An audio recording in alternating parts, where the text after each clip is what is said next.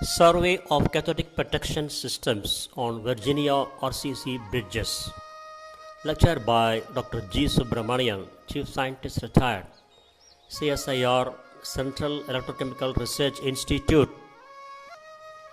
The Virginia Department of Transportation uses cathodic protection systems on steel reinforced concrete structures to extend the life of these structures. The purpose of this study was to identify, categorize, and evaluate the performance of cathodic protection systems that have been used on these structures. These systems include galvanic anode cathodic protection system, shortly called GSCP, and impulse current cathodic protection system, shortly called ICCP. Some of these systems were exposed to chloride ions because of their location in a marine environment. Others are on structures located in inland that are exposed to chloride ions through the use of de-icing salts. The initial cost of an impulse current cathodic protection system is not substantially different from the direct cost of rehabilitative overlay that would be required should such a system not be installed. If properly maintained, a retrofitted impulse current cathodic protection system would be expected to extend the life of a rehabilitated deck an additional 35 years. However, even with the cost of routine monitoring, an ICCP system can provide substantial savings in maintenance and user costs. Similarly, if a galvanic anode cathodic protection system can prevent the need for repairs on approximately 16% of a substructure surface over the life of the structure, the cost of the GSCP system would be approximately equal to that of a single rehabilitative intervention. Based on the results of this study, by preventing the structure and extending the life of the initial structure with a CP system, a future rehabilitation can be deferred or prevented, and fewer intermediate repairs will be necessary. This can have significant implications for users of a structure, particularly on congested urban and arterial routes. Further, some cathodic protection systems do not require a significant investment in monitoring or maintenance, thereby reducing the long-term costs that have sometimes been associated with cathodic protection. Introduction. The Virginia Department of Transportation, shortly called VDOT, has employed cathodic protection systems to preserve reinforced concrete structures that have deteriorated primarily because of chloride-induced corrosion. These systems function by supplying the reinforcing steel with a cathodic current, that is, electrons are forced into the steel, using either an impulse current cathodic protection system or a galvanic anode cathodic protection system. These systems are sometimes referred to as active and passive systems, respectively. Galvanic anode cathodic protection is sometimes referred to as sacrificial anode CP. VDOT has both types of systems in place.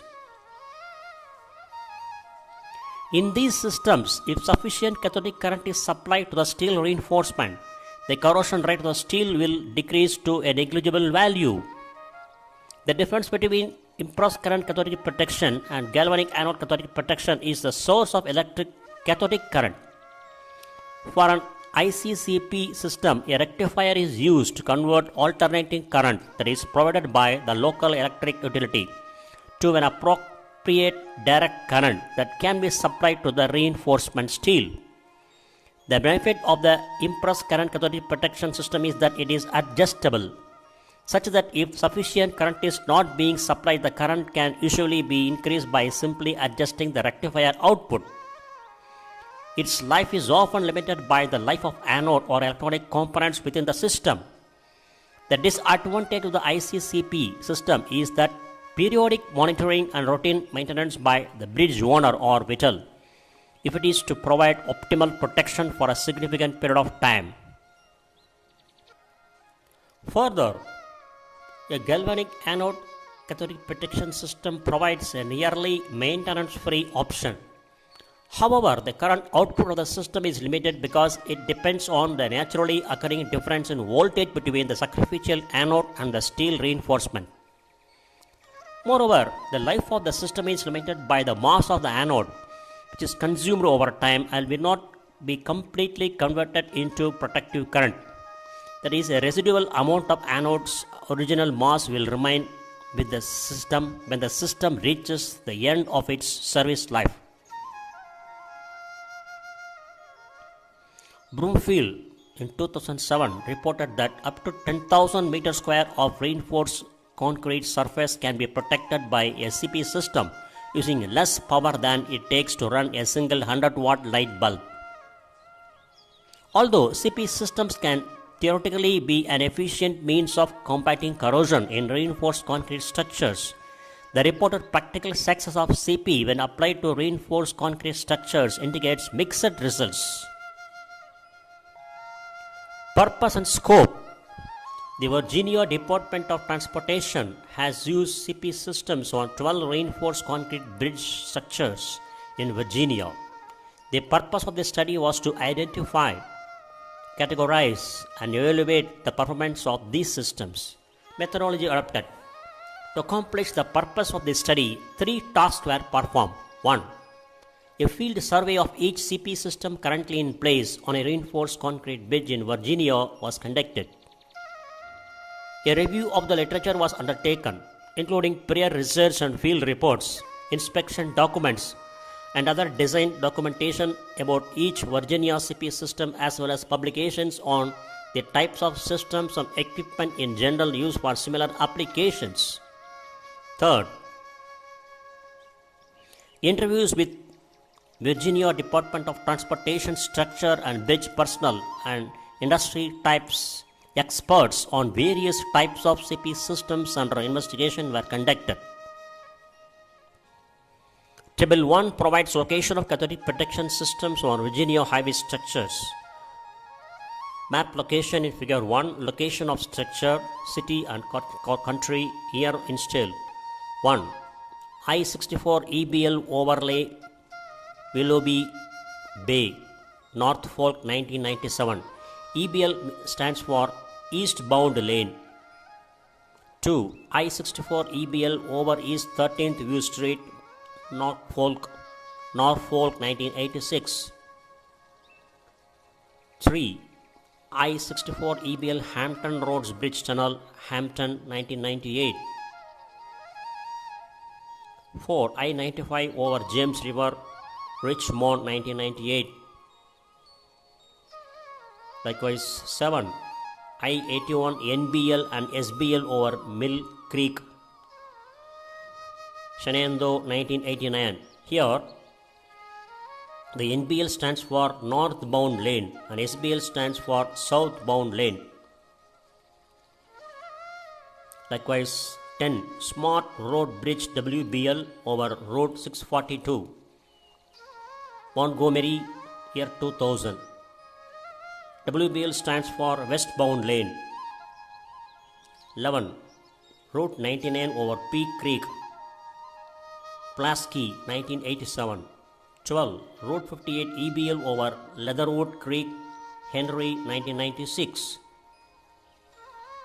So this shows the list of Virginia bridges containing CP system presented in table 1, and location of each structure is shown in the figure 1, the forthcoming slide.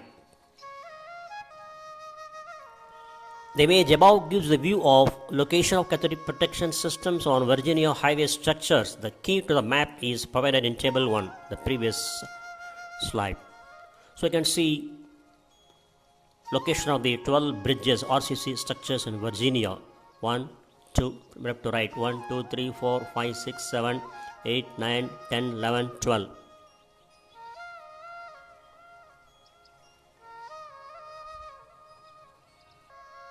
The field survey included site visits to conduct visual assessments of the systems and the structural components to which they were applied. Limited measurements of voltage and current outputs were made where possible. Local Virginia Department of Transportation structures maintenance personnel were interviewed to document the history and the status of structures and CP systems, and to obtain any available written documentation on the design and maintenance of the cathodic protection systems and the condition history of the structures they were installed to protect. The effort was intended to assess broadly the durability of various CP systems, their ease of use, and their success in preserving the reinforced concrete. Literature review. A review of the CP literature was performed by using TLCAT, WorldCAT, and EA Compendex research engines to identify relevant text, proceedings, and journal articles. Industry standard references and guides from the American Concrete Institute, shortly called ACI, the American Society for Testing and Materials, shortly called ASTM, the National Association of Corrosion Engineers, shortly called NACE, the American Association of State Highway and Transportation Officials, shortly called WASHTO, were also consulted. Interviews and discussions with Virginia Department of Transportation personnel were carried out over the telephone and in person during field visits, as mentioned previously. The interviews and discussions with industry experts were conducted by telephone except for one interview conducted in person during a field visit. Table 2 provides details about description of existing cathodic protection systems on Virginia highway structures, RCC structures, location of the structure, type, region protected, operational status. I-64 EBL over Willoughby Bay. Type of protection, galvanic anode cathodic protection. Substructure and operational status unknown. I-64 EBL over East 13th View Street, ICCP and GACP both. Superstructure and substructure. Operational status no. I-64 WBL Hampton Roads Bridge Tunnel, ICCP superstructure. Operational status no. I-95 over James River, GACP substructure unknown. Route 15 over Willis River, ICCP superstructure no. Route 29/Route 250 over Route 654, GACP substructure yes. I-81 NBL and SBL over Mill Creek, ICCP substructure unknown. I-81 NBL SBL over Maury River, ICCP substructure no. I-81 NBL and SBL over Route 640, ICCP superstructure no. Smart Road Bridge WBL over Route 642, ICCP superstructure yes. Route 99 over P Creek, ICCP superstructure no. Route 58 EBL over Leatherwood Creek, ICCP and GACP both superstructure and substructure unknown. Here EBL stands for eastbound lane, GACP stands for galvanic anode cathodic protection, ICCP stands for impressed current cathodic protection, WBL stands for westbound lane. Additional evaluation required to fully ascertain operational status in the case of unknown operational status for I-64 EBL over Willoughby Bay and Route 58 EBL over Leatherwood Creek and I-95 over James River and I-81 NBL and SBL over Mill Creek. Figure 2 A and B given above in the images. Inactive cathodic protection system on I-64 WBL Hampton Roads Bridge Tunnel. The figure A left side gives a overview of Hampton Roads Bridge. And B, the image B stands for bridge deck surface. So I-64 WBL Hampton Roads Bridge Tunnel.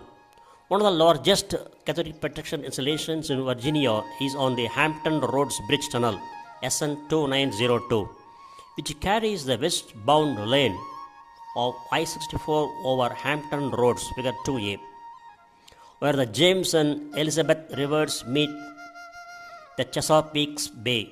This structure, originally built in 1958, was rehabilitated in 1998 and received a latex modified concrete overlay containing an embedded titanium anode mesh with a mixed metal oxide catalyst for an ICCP system.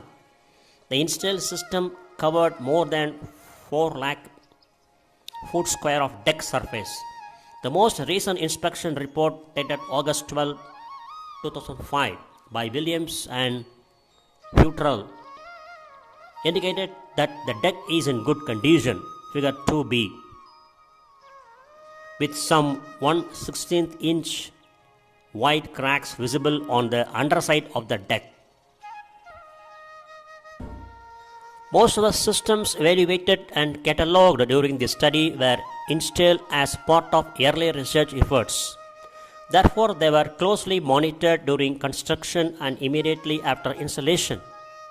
However, over the years, CP of the reinforced structures has become routine practice. Therefore, the CP installation of this particular bridge deck was performed as a part of standard rehabilitation effort other than as a part of research study. The system shown in figure 2C to F failed to energize their installation. Various ideas were suggested as to the reason for malfunction, but none was confirmed. So, the images on the right side gives the view of inactive cathodic protection system on I-64 WBL Hampton Roads Bridge Tunnel. C stands for face of cathodic protection rectifier, and D view of inside electronic cabinet, and E and F stands for close-up of the electrical components. Theories included controller cord issues, short circuits, rectifier troubles, and grounding problems. An interview with cathodic protection designer A.A. Shohang-Purwala, Personal Communication, May 22, 2007, and a review of project documentation indicated that better coordination between cathodic protection and electrical designers and subcontractors might have served to prevent technical problems that occurred. The researchers were left with the impression that the CP system was handled as an appendage or afterthought, and that its design was not considered in the design of the grounding and other components of the electrical system. Several efforts were made to resolve the problem, but none were successful. Although this system is currently not functional, the cathodic protection designer A.A. Shohang-Purwala, a Personal Communication, May 22, 2007, indicated that modifications that might activate some sections were possible. A similar system in Martinsville, Virginia, on Route 58 over Leatherwood Creek was installed in mid-1990s under similar conditions and operated successfully. This system is discussed later in this report.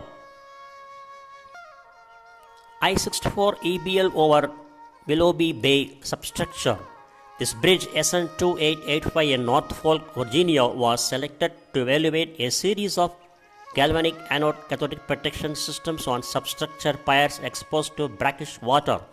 The systems were installed as a part of research study that evaluated 5 galvanic anode systems for pile repair in a marine environment.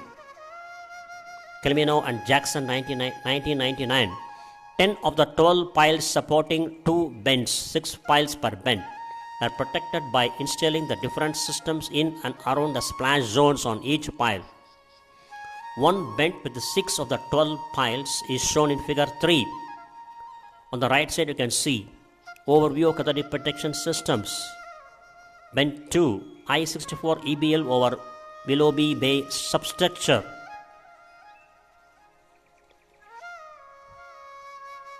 All of these systems were activated on October 28, 1997 and subsequently monitored for 14 months.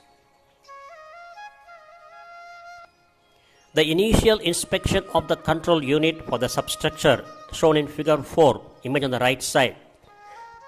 Control unit for substructure cathodic protection systems I-64 over Willoughby Bay. Quickly revealed that evaluating the structure from this point would be difficult because the wires were numbered and a key to decipher the numbering systems were not available. Since the timeline for the current project was limited, the researchers decided that 1. Evaluation should focus on bench 2 and would include limited electrical measurements. 2. Only the fire jacket systems would be evaluated since they were the only commercially available systems at the time. Figure 5. The images on the right side gives the view of I-64 EBL over Willoughby Bay substructure. A stands for no evidence of sea life buildup under compression panel. And the figure B gives the view of close-up of structural jacket containing galvanic cathodic protection system. And the figure C, zinc hydrogel anode upper pile region in contact with concrete surface and all conduit in place and watertight.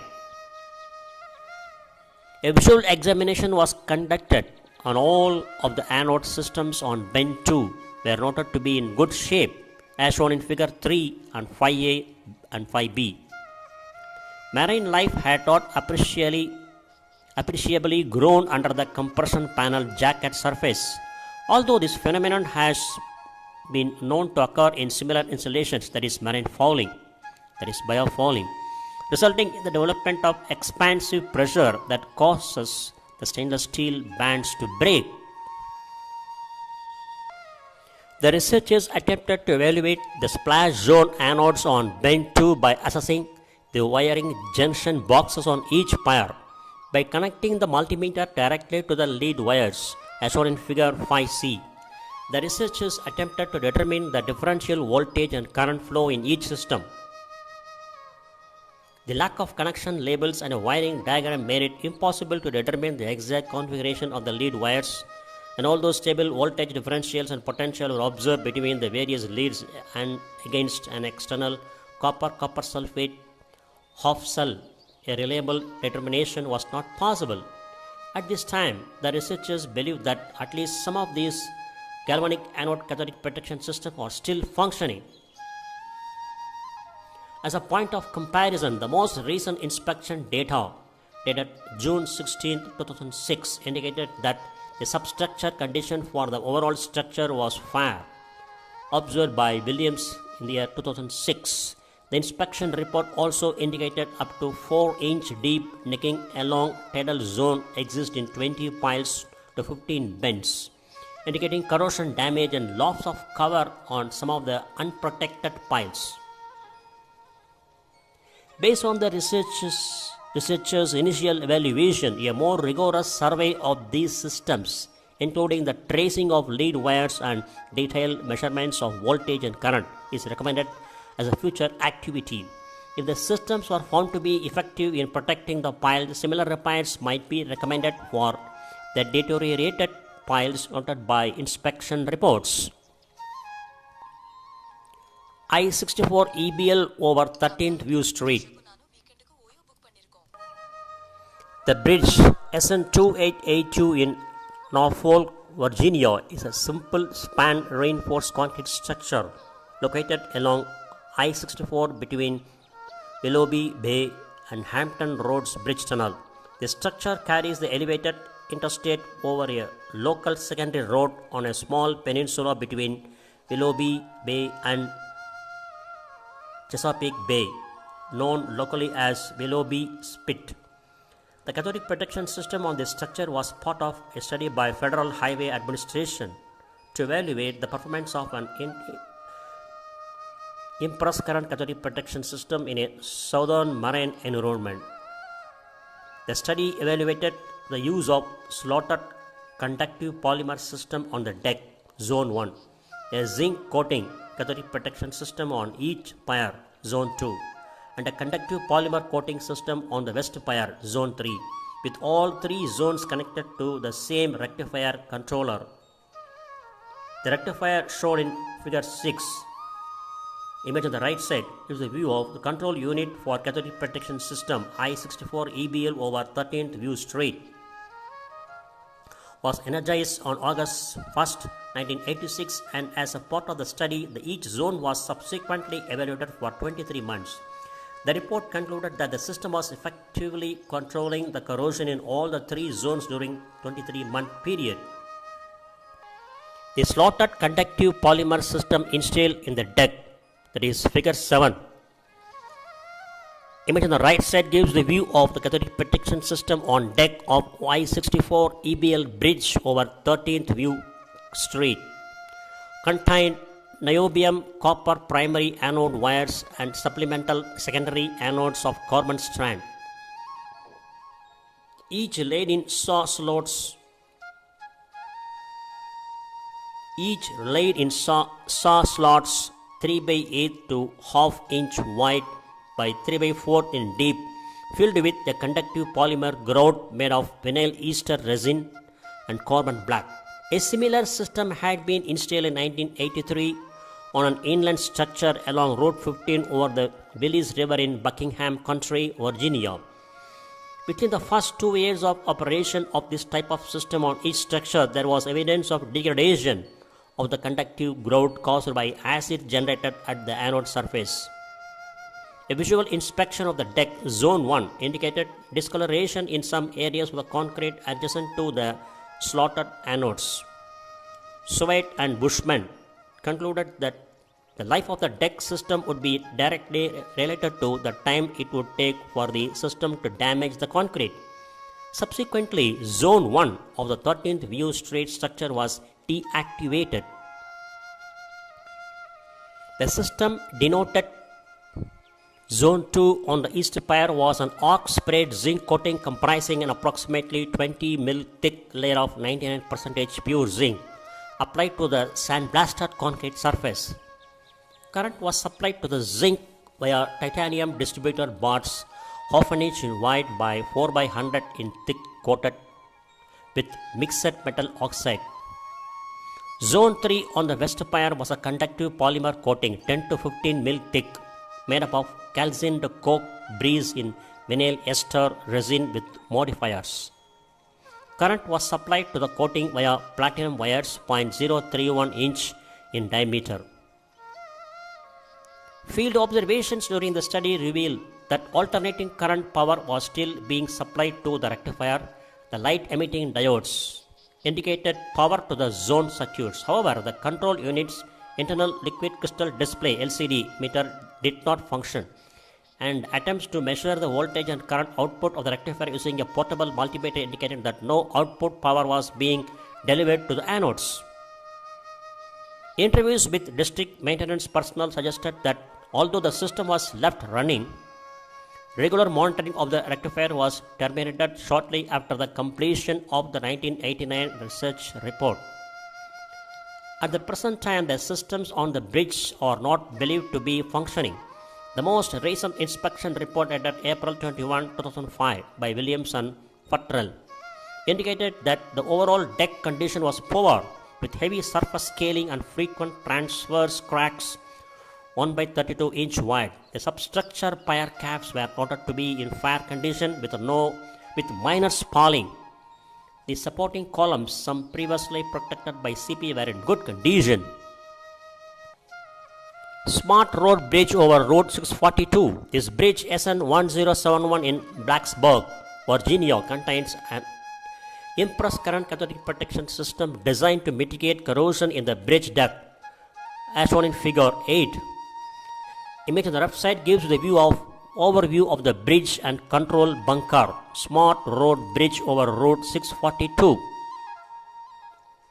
The most interesting aspect of this research study was that this cathodic protection system was installed in a bridge deck while it was being constructed. The system was installed in 5 zones, with Zone 1 being at the west end of the structure. The system was designed to protect more than 14,000 foot square of deck through the installation of titanium ribbon mesh anode with a mixed metal oxide coating embedded in the original cast-in-place concrete. The system incorporated a remote access monitoring system installed with control system in a bunker at the west end of the bridge. Figure 9 at the bottom side gives a view of impressed current cathodic protection rectifier system located in control bunker on the Smart Road Bridge over Route 642. And the figure A gives open bunker access, and figure B gives you the control panel for 5-zone ICCP system. Within bracket, note missing fuse for zone 3. Shows voltage and current display with switch on zone 5.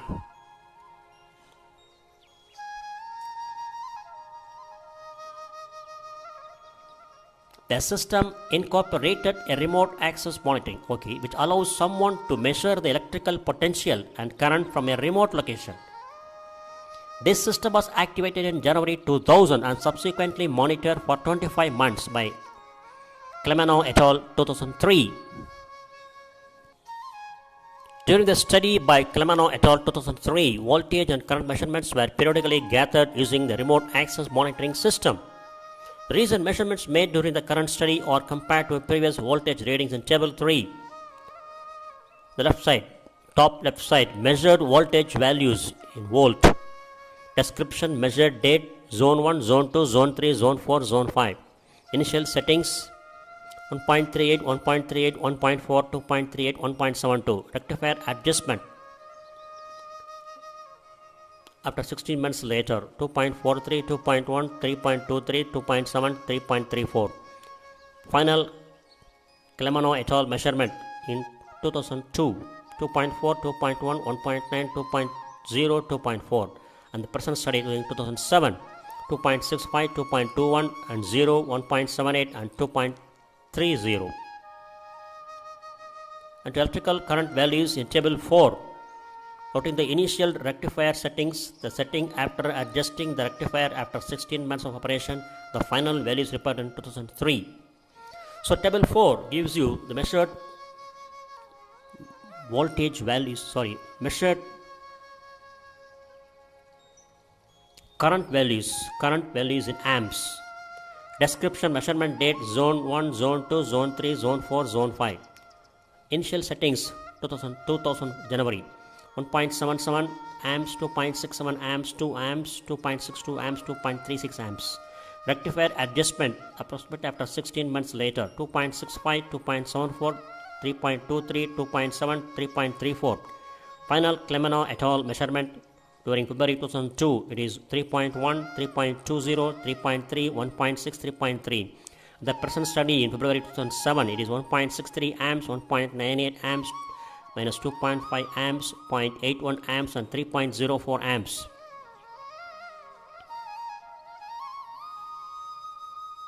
So here the Clemano et al. Indicated that the value in graph 0.25 amps was actually around 3.28 amps. The calculated current density values were given in Table 5. Table 5 gives you the current density values in milliampere per minute square. Initial settings January 2000, 1.02, 11.03, 5.76, 10.83, 9.37. Rectifier adjustment after 16 months 10.52, 11.32, 9.31, 11.16, 13.25. Final Clemano et al. Measurement in February 2002 12.3, 13.2, 9.5, 6.6, 13.1. Present study in February 2007 6.47, 8.18, minus 7.2, 3.35 and 12.06 milliampere per meter square. It is clear from Table 3 and the current density values in Table 4 and 5 that the measured voltage values have fluctuated since the rectifier was adjusted in 2001. Except for Zone 3, the current density values have decreased between 9% and 70%. Further, Zone 3 indicated that the applied voltage was 0 volt, which was due to the missing fuse in the Zone 3 circuit, as shown in Figure 9b. Theoretically, a region without an applied cathodic current located adjacent to the protected region in a continuous reinforcement mat, such as in Zone 3, could be at risk for accelerated corrosion. However, Broomfield in 2007 reported that accelerated corrosion associated with the unprotected region has not been observed in the field. Nevertheless, this system does require some maintenance and should be checked and adjusted to ensure maximum protection of the structure. The most recent bridge inspection report dated 16 September 2005 by Parkins et al. Indicated the overall deck condition was good. However, there are 1/16 inch transverse cracks every 6 to 8 feet starting from the west and traveling east in the first and third spans. As noted, the system appears to be functioning with the exception of Zone 3. It does not appear that regular monitoring of CP system's current and voltage output has been documented since the original evaluation period concluded in early 2002. A complete system check and adjustment as needed or recommended. Route 99 over Peak Creek. The bridge SN1039 in Pulaski, Virginia contains an impressed current cathodic protection system designed to mitigate corrosion in the existing bridge deck. The deck was divided into 6 zones, 2 zones per span, for treatment and monitoring purpose. Fontana et al. 1990. The CP system uses a primary and secondary anode design with a platinum niobium coated copper wire functioning as the primary anode and an electrically conductive polymer concrete overlay functioning as a secondary anode to distribute the current evenly over the deck. Fontana et al. 1990. This impressed current cathodic protection system was energized in December 1987 and was routinely monitored during the original study until May 1989, as per the report of Fontana et al. 1990. Upon inspection of this system in October 2005, it was observed that a new asphalt pavement layer had been placed on the surface of the bridge deck. Figure 10. Image on the top left gives the view of the deck cathodic protection system, Route 99 over Peak Creek, figure 10. Further, corrosion was seen along the underside of the bridge along the edge. Figure 11. Image on the top right side gives the view of the deteriorated deck, soft fit and beams, Route 99 over Peak Creek, that is figure 11. This edge is located along the lower sloping side of the bridge deck. Leaks were also evident on the underside of the bridge deck, figure 12. Image on the right bottom side gives the view of figure 12. Underside of the deck with cathodic protection system connections, Route 99 over Peak, where the conduit for the CP system penetrates the bottom of the deck. The deck had similar deterioration along the lower edge when CP system was installed. During the recent survey, it appeared that the connection from the power pole to the rectifier had been disconnected. It was later confirmed by assistant engineer for the town of Pulaski that system is not operational and was probably shut off in the early 1990s. The report of the last inspection conducted by town of Pulaski on November 28, 2005 by Pedigo and Nestor indicated the overall deck condition was good. The cracks in the asphalt wearing course over expansion joints, a few hairline transverse cracks with efflorescence on the underside of the middle span of the deck, and a very small spalled areas. The superstructure, composed of steel beams, was ordered to have heavy rust on the bearing assemblies and beam ends, with up to 1/8 inch section loss reported in the regions of some members. Route 15 over Willis River. The bridge SN1002 in Dillwyn, Virginia had an impressed current cathodic protection system installed in late 1982 that provided corrosion mitigation for the bridge deck. The installation of this system was part of research study that attempted to advance cathodic protection technology through the placement of a non-overlay CP system in a deck, and was one of the first applications of this type by Clemano 1985, Birmani and Clemano 1998. Similar to the 13th View Street Bridge in Hampton Roads, the CP system installed to protect this deck comprised platinized niobium copper core wire, 0.031 inch in diameter, in transverse slots as a primary anodes. Secondary anodes were pairs of carbon strands, 0.00158 inch square, laid in longitudinal slots.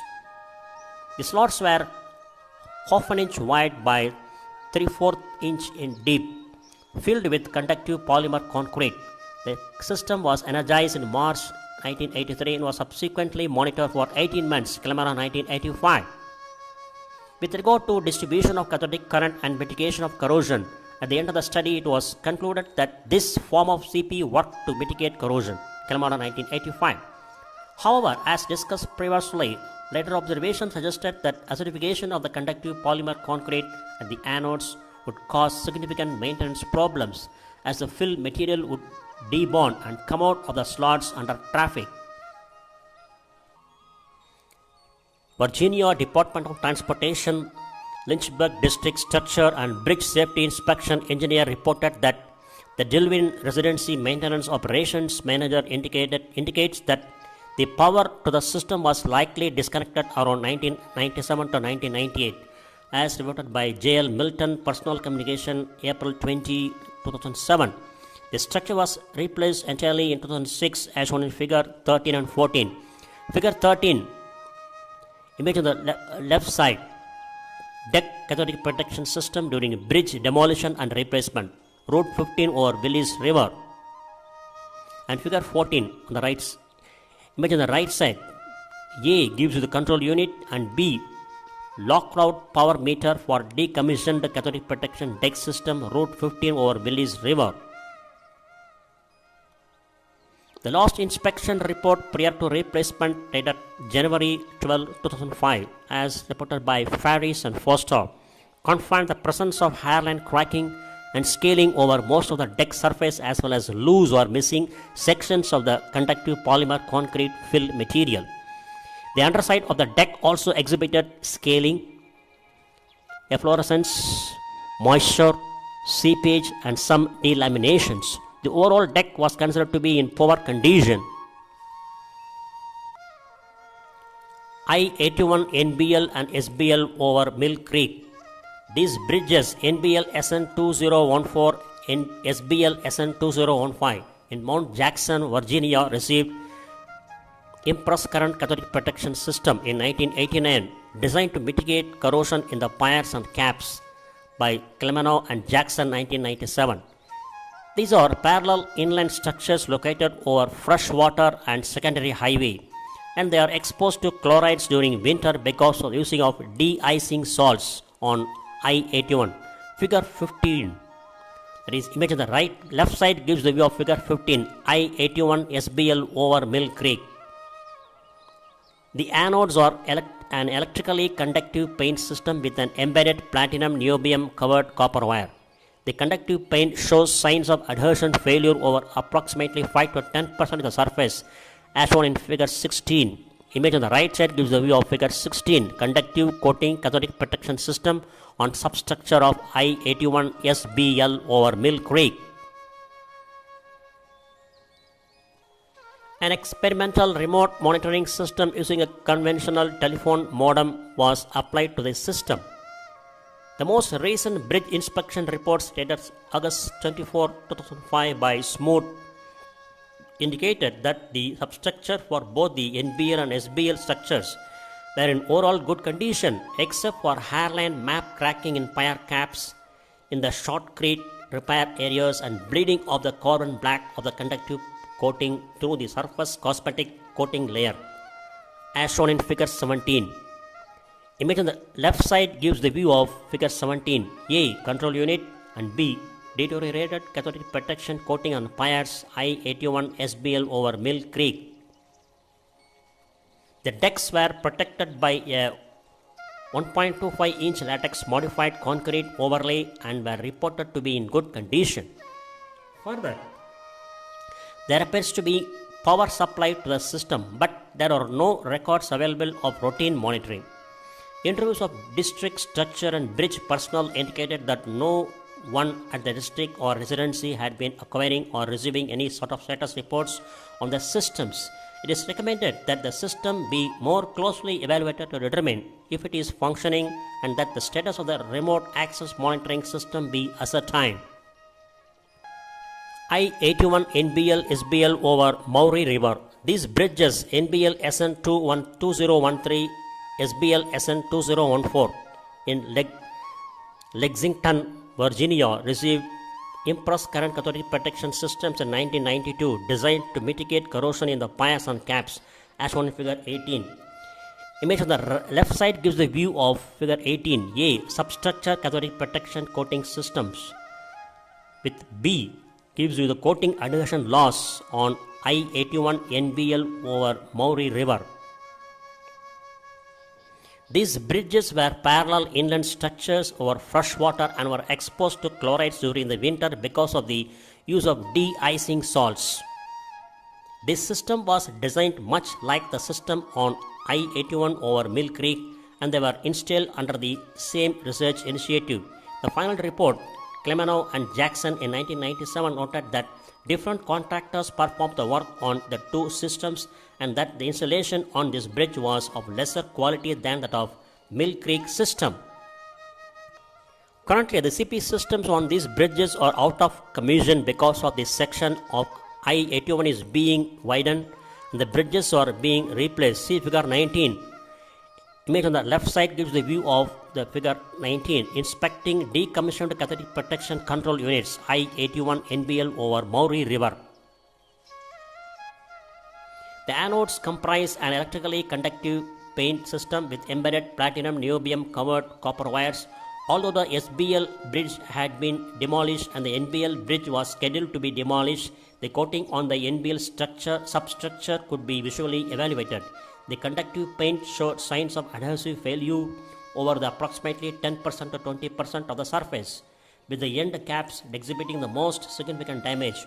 Overall, it is believed that the substructure system remained in service up until demolition of the host structure began. However, there are not consistent records to indicate that the system was properly monitored or adjusted. I-81 NBL and SBL over Road 640. These bridges, NBL SN2038, SBL SN2039 in Fincastle, Virginia, received impressed current cathodic protection deck overlay systems designed to mitigate corrosion in the bridge deck. These are parallel inland structures located over a secondary road and are exposed to chlorides during the winter because of the use of de-icing salts. The anode assemblies, one each manufactured by 3 different vendors, were activated titanium mesh, as reported by Clemenow and Jackson in 2000. They were placed on a mill surface and then covered with an overlay, which is shown in figure 20. Image on the left side gives a view of the figure 20, an impressed current cathodic protection system deck overlay system, I-81 SBL over Road 640. The system is currently not functioning and was believed to have been subject to a lightning strike that damaged the control unit. According to Virginia Department of Transportation, Salem District Structure and Bridge Engineer, the deck of the SBL structure was subsequently rehabilitated by re-overlaying the deck.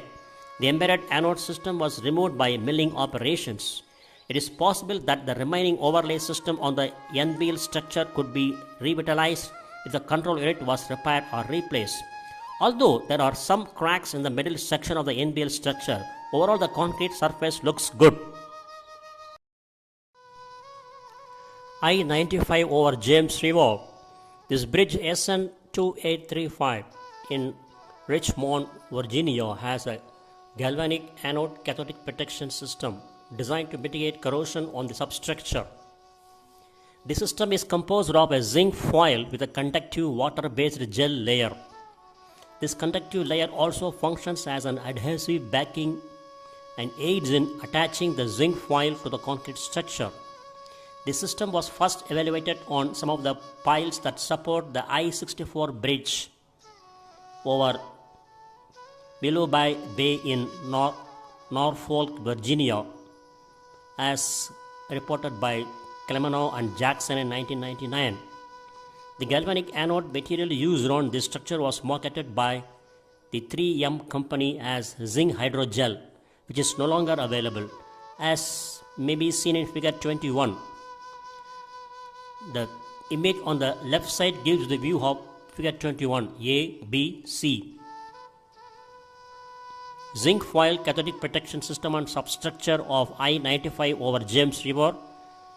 The image A gives a series of substructure columns In image B, typical view of column and bent. In image C, close-up showing metal loss and peeling of foil. So, as may be seen in figure 21, a significant portion of the anode material is in place. However, metal loss and peeling are evident in some areas. Route 29 / Route 250 over Route 654. The substructure of this bridge SN1139 in Charlottesville, Virginia had galvanic anode cathodic protection installed in 2 columns as a part of pneumatically applied concrete shotcrete repair. Although this is an inland structure, the use of de-icing salts in the winter exposes the pier to chlorides in runoff from the roadway above and in water splash up onto the pier from the road running beneath the bridge. A study by Brown and Sharp in 2005 sought to improve the durability and extend the life of the shotcrete patch repairs through the use of discrete sacrificial anodes in the columns of piers P1 and P12, located at the northwest and southeast corners of the structure, respectively. This galvanic anodic cathodic protection system was installed in May 2004 and was routinely monitored as part of the study until September 2004 by Brown and Sharp. Recently, the copper sulfate electrode half cell measurements were made on column P12, which had required the largest repair. The half cell results shown in figure 22. Figure 22, the image above,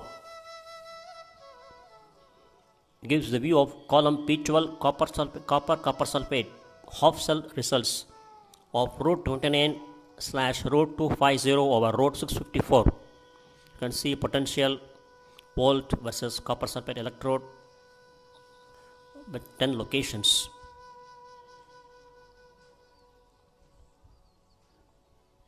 So you can see 7 plots on various dates. Figure 22 are overlaid on the measurements shown in the report by Brown and Sharp in 2005. The gray area of the plot indicates the area along the circumference that was patched.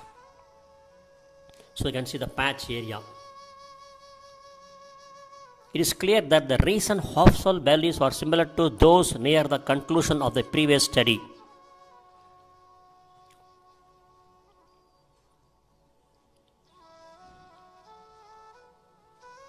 The recent mean 2007.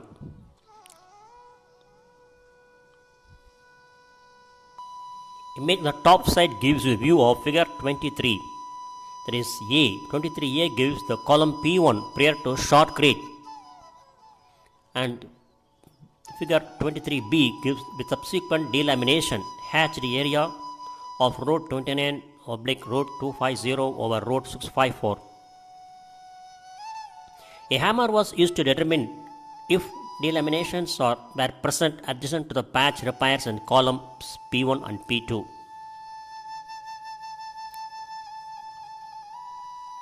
P1 and P12. The survey revealed that about 1 foot square of the concrete had delaminated adjacent to the patch in column P1 within 3 years after repairs were made.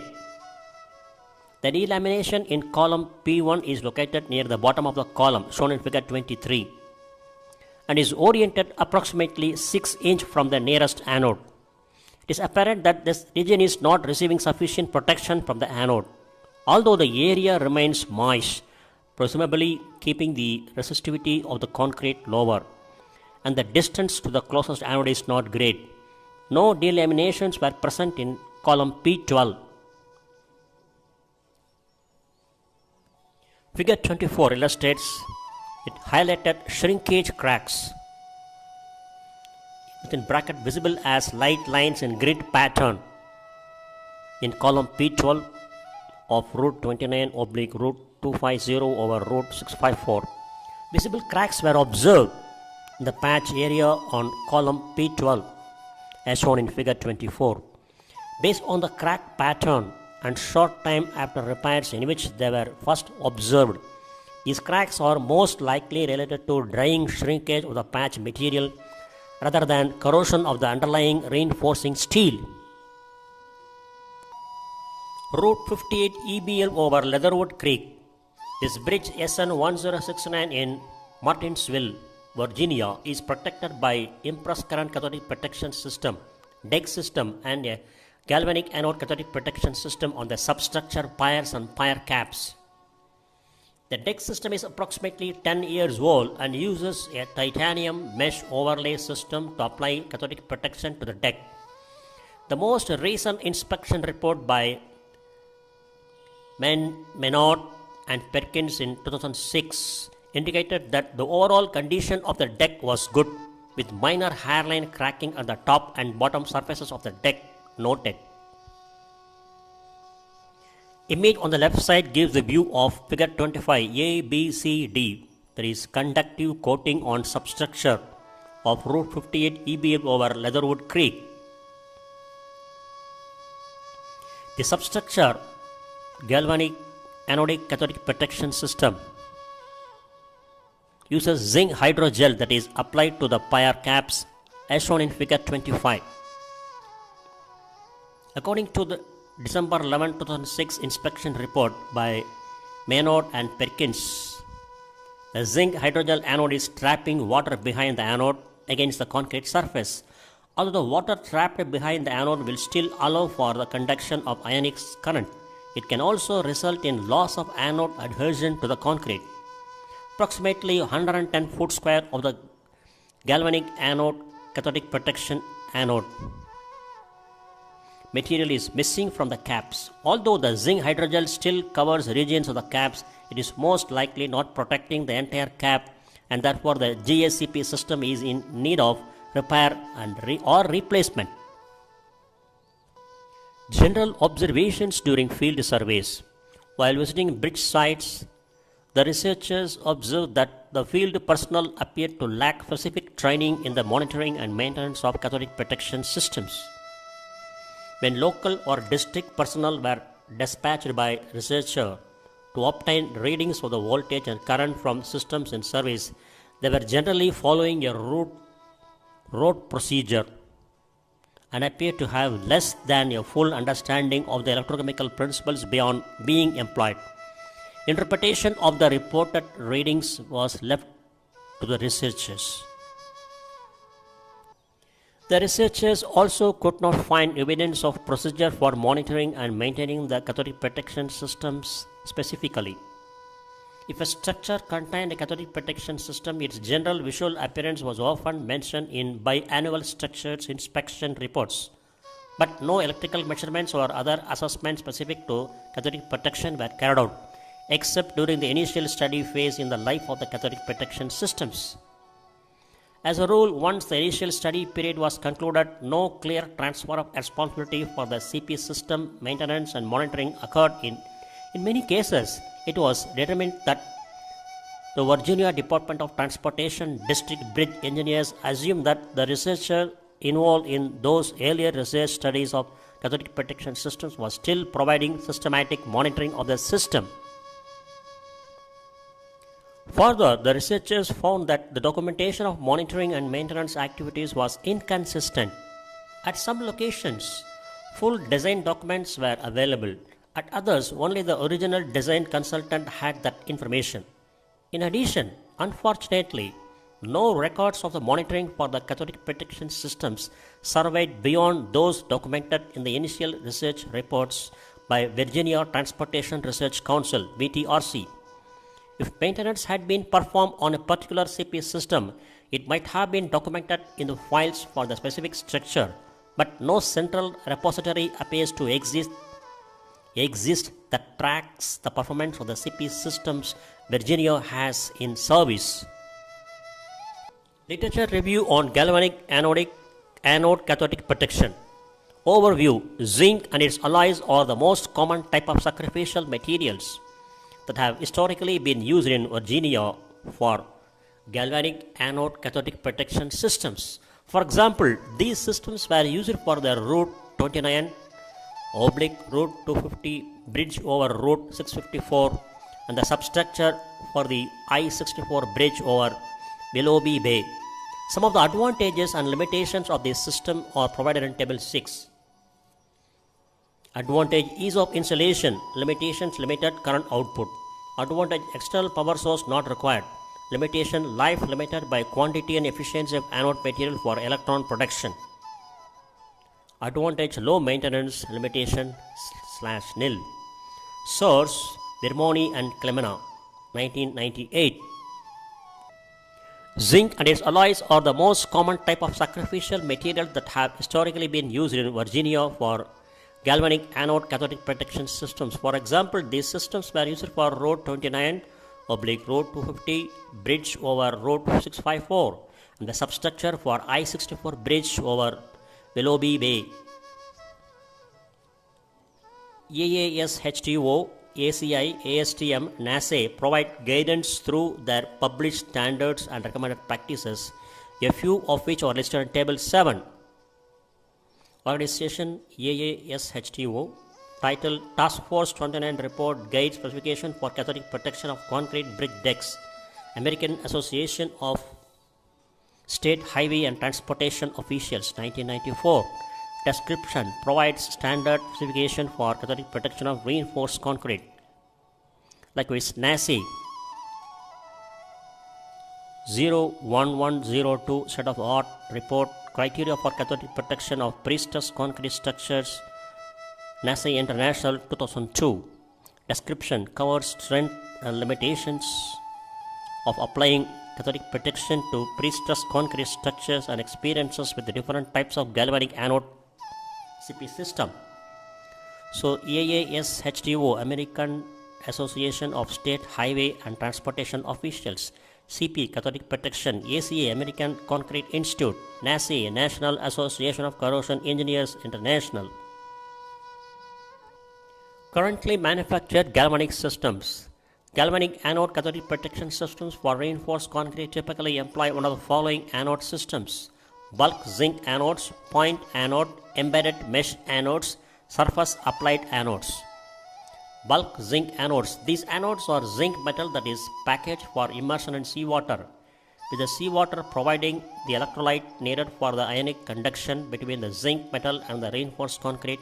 Generally, these anodes are used as supplementary anode and are not the primary source of CP in a marine structure. Further, point anodes. These anodes are relatively small and can be used in various environments.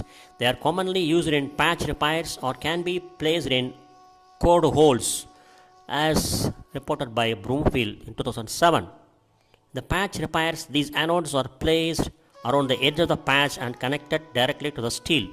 Although they might not provide complete cathodic protection, the current output could be sufficient to extend the life of the patch repair. If the cost-benefit ratio is favorable, these anodes could provide a useful tool to the bridge owner because of their straightforward methodology and low required maintenance, as reported by Brown and Sharp in 2005. A second application involves coring holes at predetermined location on the structure. Anodes are then placed in the core holes, and the holes are filled with mortar. With this type of cathodic protection system, the location and the number of the core holes must be determined, and is probably best suited for an individual familiar with the cathodic protection design, as reported by Broomfield 2007. Embedded mesh anodes, anode jackets. This type of galvanic anode cathodic protection system is designed for piles and columns in marine environment. They look similar to other structural fiberglass jacket systems, but have zinc mesh inside the fiberglass jacket, which provides much needed cathodic protection to the steel. The reason the zinc mesh is important is that salt water wicks upward and exacerbates corrosion inside the fiberglass jacket. The jacket obscures the corrosion until removed, as reported by Hort and Rappa in 1998. Significant reinforcement section loss could occur in such instances. In addition to the testing in Virginia, as reported by Clemena and Jackson in 1999, these anodes were tested by the Florida Department of Transportation, FDOT. In the FDOT test, the researchers Kessler et al. 1991 and 1996 reached the same conclusion. Written in Virginia study that anode jackets provided favorable restoration and corrosion mitigation results. Galvanic anode overlay. Recently, research on a galvanic anode intended for placement in an overlay has shown promise. As reported by Sri Firloti, Personal Communication, March 28, 2007. The Missouri Department of Transportation is currently conducting an experimental field application on a bridge deck in Missouri. This system is similar to an impress overlay system, but it does not require a rectifier or power utility requirements. Surface applied anodes. Under this, we have thermal spray zinc. Commercially, pure zinc can be applied by thermally spraying zinc in a manner analogous to that of spraying paint. However, the equipment is more cumbersome and some protection is required for operator because of the molten state of the zinc. In marine environments, zinc can be used alone, and if a humectant solution is applied, the use of zinc can be expanded to include less humid environments as reported by Broomfield in 2007. The next one is thermal spray aluminum zinc indium. Corporo Companies Inc. developed this proprietary material which is sold as Corspray through a contract with FHWA. Corporo Companies Inc. 2003, Daily and Green 2007. The anode is composed of approximately 20% zinc, 0.2% indium and the balance aluminum. Corporo Companies Inc. 2003 and Daily and Green 2007. The indium acts as an activating agent. The next category is impress current cathodic protection system. Overview. Historically, the majority of cathodic protection systems in Virginia have been ICCP systems.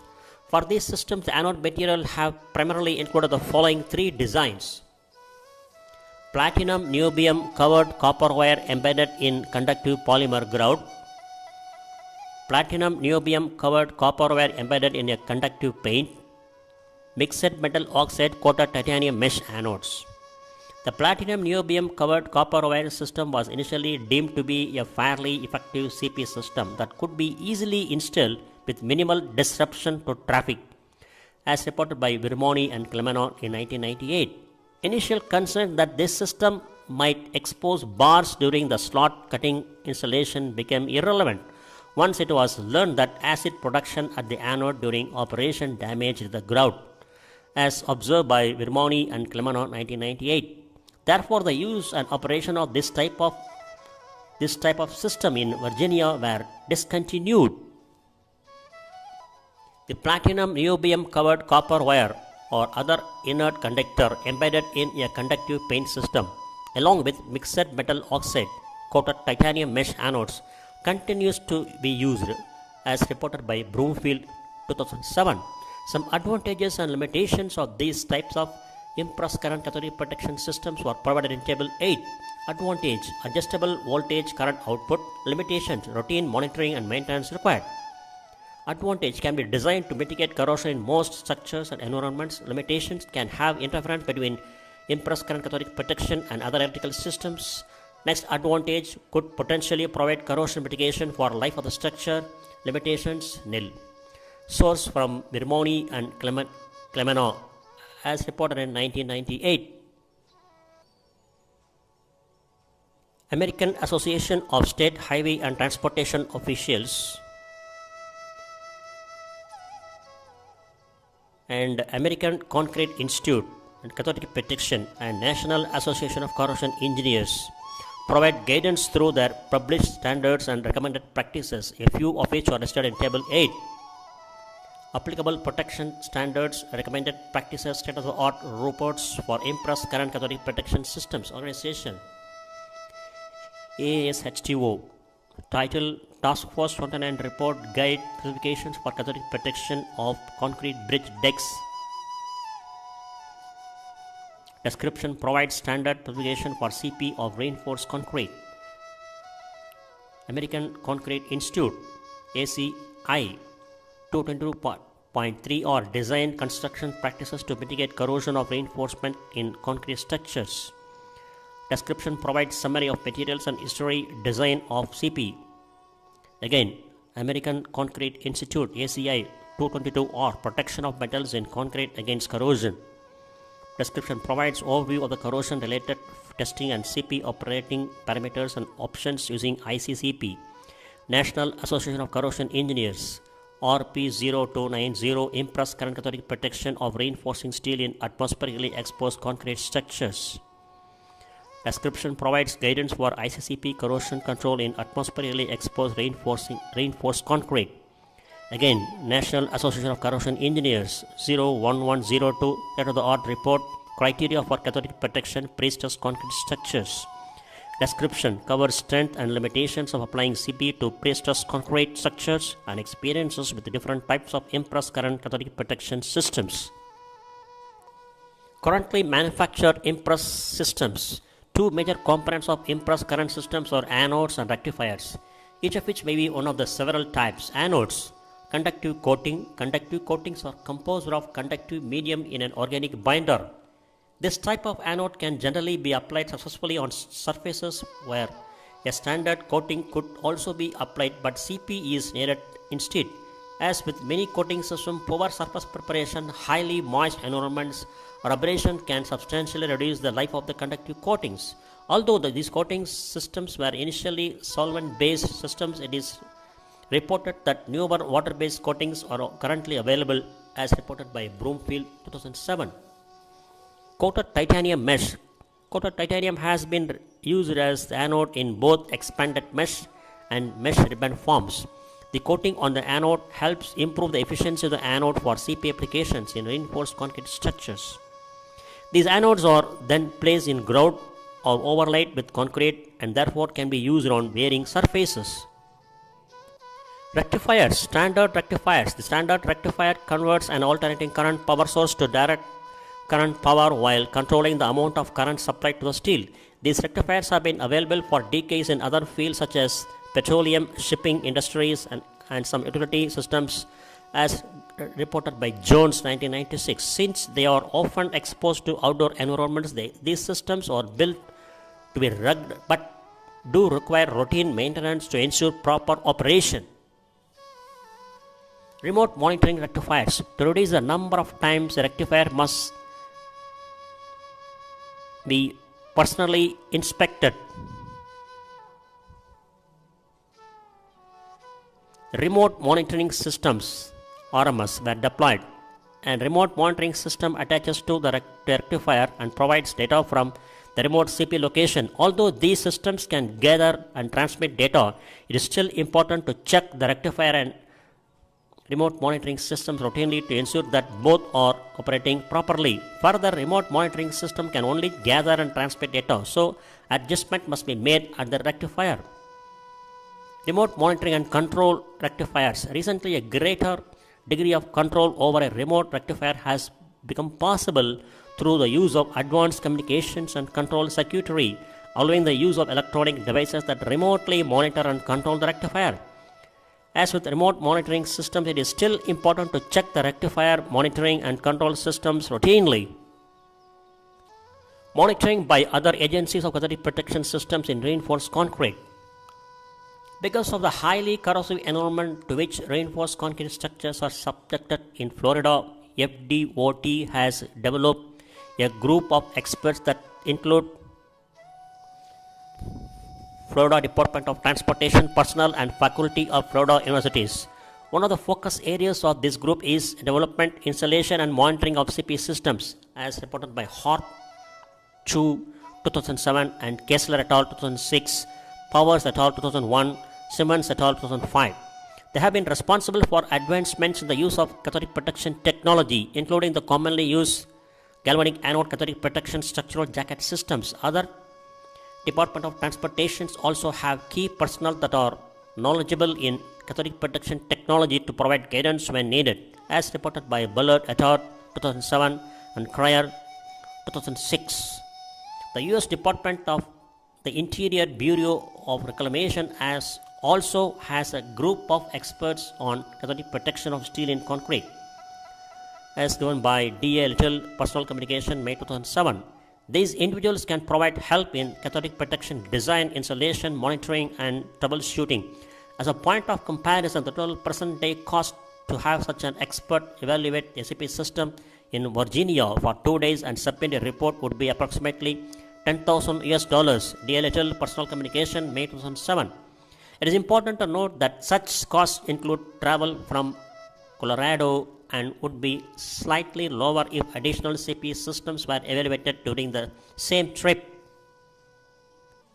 Monitoring by other agencies of cathodic protection systems in reinforced concrete. Private consultants can also employ to monitor and maintain impressed current cathodic protection systems. Currently, NASA recommends each system be inspected by NASA International 2007A for a relatively small system under routine monitoring. An inspection by CP consultant may cost on the order of $1,500 to $3,000 per visit, depending upon whether the field visit is conducted by a trained CP technician or by a CP specialist.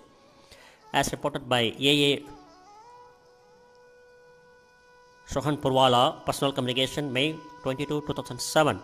Costs all depend upon travel and per diem cost. Desired detail, complexity of the final report, the size of the system being inspected. A large structure with many CP zones may take several days to inspect, as reported by A.A. Sohan Purwala, Personal Communication, May 22, 2007. More comprehensive system evaluations are often conducted by private consultants based on a daily rate, which costs the order of $1,200 per day for a CP technician or $2,500 per day for a CP specialist. For a CP system on even a small structure, such an evaluation may take 2 to 3 days of field work to complete. An additional time would be required for analysis and reporting. Remote monitoring systems can improve the frequency and consistency of monitoring while potentially increasing the overall cost of routine monitoring. Monthly reporting by a CP consultant on a CP system with remote monitoring system can be provided for about $200 per month. More frequent monitoring by a remote monitoring system can provide a more timely response in the case of component failure and reduce downtime for the system. Conclusions. Although CP systems deployed in concert with Virginia Transportation Research Council, research studies remain in service. The researchers found little evidence that the transfer of the responsibility for maintenance and monitoring of those systems to the appropriate Virginia Department of Transportation field personnel has occurred. As a result, the little information has been gathered regarding the performance of these systems beyond the initial evaluations during the research studies. In addition, this led to little or no maintenance of cathodic protection systems being conducted at these sites. Virginia Department of Transportation's bridge inspection reports were found to include only minimal information about the status of the impressed current cathodic protection systems in place on the structures evaluated in the field survey. It appears that visual observations have been made about the outward appearance of the systems.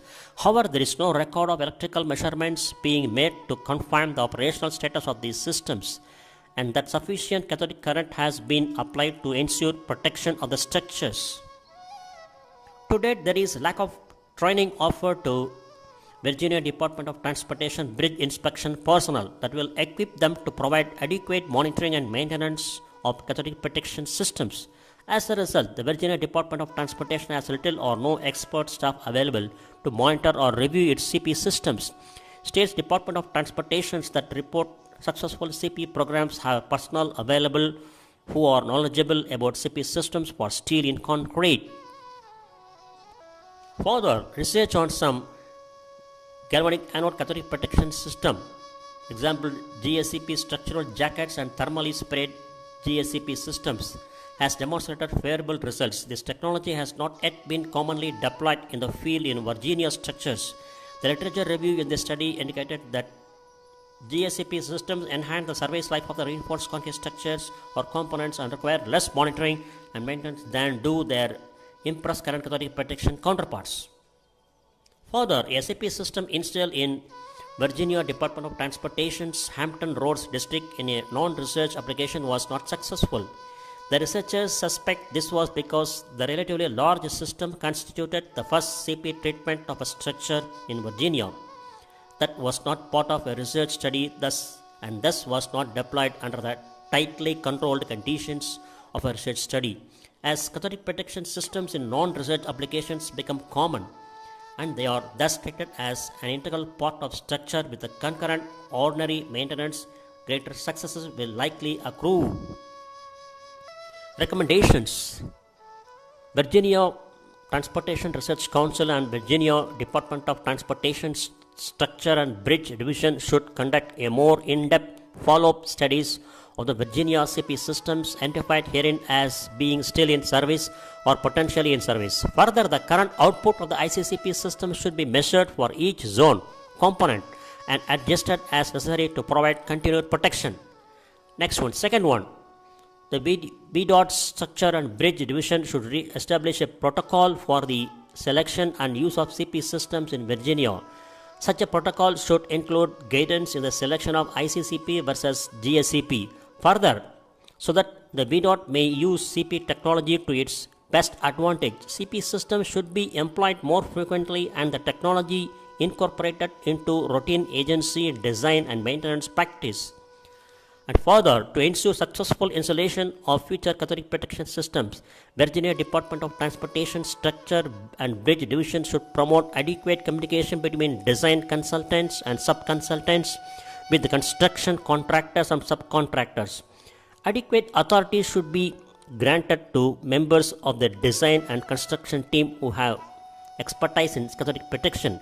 It is important that the CP system not be treated as a standalone appendage but rather be considered in conjunction with other electrical systems on a structure. Fourth recommendation is VDOT Structure and Bridge Division should establish procedure and personnel, either in a centralized in-house group or as external contracts to perform routine maintenance on CP systems that are in service. Further, protocol should be established for CP inspection, data storage and review. And the fifth one is recommendation is VTRC and VDOT Structure and Bridge Division should consider evaluating the defunct system on the Hampton Roads Bridge Tunnel to determine the cause of failure and potentially salvage all or part of the system. The fifth one is VTRC should evaluate the potential effectiveness of the remote monitoring systems and remote monitoring and control systems for new and existing impressed current cathodic protection system. The seventh one is VDOT Structure and Bridge Division should investigate the efficacy and cost of retrofitting existing CP systems with remote monitoring systems and remote monitoring and control systems to simplify monitoring and maintenance activities on impressed current cathodic protection systems. Finally, costs and benefits assessment. To rehabilitate a 3-span, 150 feet long structure carrying 2 lanes of traffic, a latex modified overlay can be applied for approximately $10.25 per square foot using without project cost from 2006. Such an overlay could be expected to extend the life of the deck by about 18.5 years, as reported by Koch et al. 2002. The deck could be further protected with an impressed current cathodic protection system at a cost of $13 per square foot, not including the cost of repairs and overlay, for approximately $70,000 additional cost, as reported by Koch et al. 2002. The ICCP system would be expected to extend the life benefit of the overlay to 35 years if properly maintained, as reported by Koch et al. 2002. By contrast, if the ICCP system is not installed, the rehabilitation after approximately 18 years would cost approximately $110,000 in 2007 dollars, based on the current without project cost. By nearly doubling the life of the deck repairs and overlay, the ICCP system can prevent the occurrence of another such rehabilitation in the future. Even with routine monitoring of ICCP system at the cost difference of approximately $40,000 over the same 18-year period, the CP system can provide substantial savings. The direct cost of the two approaches with or without a CP system are similar over the life of the deck. However, this simple analysis does not take into consideration the user cost associated with the closing of a structure for rehabilitative repair. By preserving the structure and extending the life of the initial overlay of the CP system, a future degradation can be deferred or prevented and fewer intermediate repairs will be necessary. This can have significant implications for users of a structure, particularly on congested urban or arterial routes. Further, under the cost and benefit assessment, the substructure of such a bridge with two 4-pier bends might receive an aluminum zinc indium alloy thermal spray galvanic anode cathodic protection system. The cost of this application would be on the order of rupees 12 US per square feet, for a total of approximately 24,000 US in addition to the cost of any necessary repairs, as observed by Koch et al. 2002. The galvanic anode cathodic protection system is expected to last 15 years on average, depending upon the severity of the exposure, as observed by Koch et al. 2002. Substructure repair cost on the order of rupees 75 US per square feet based on current without project cost. A galvanic anode cathodic protection system would break even in cost if it could prevent the need for repairs on approximately 16% of the substructure surface over the life of the structure. Further, this sort of system does not require a significant investment in monitoring or maintenance, thereby reducing long-term cost.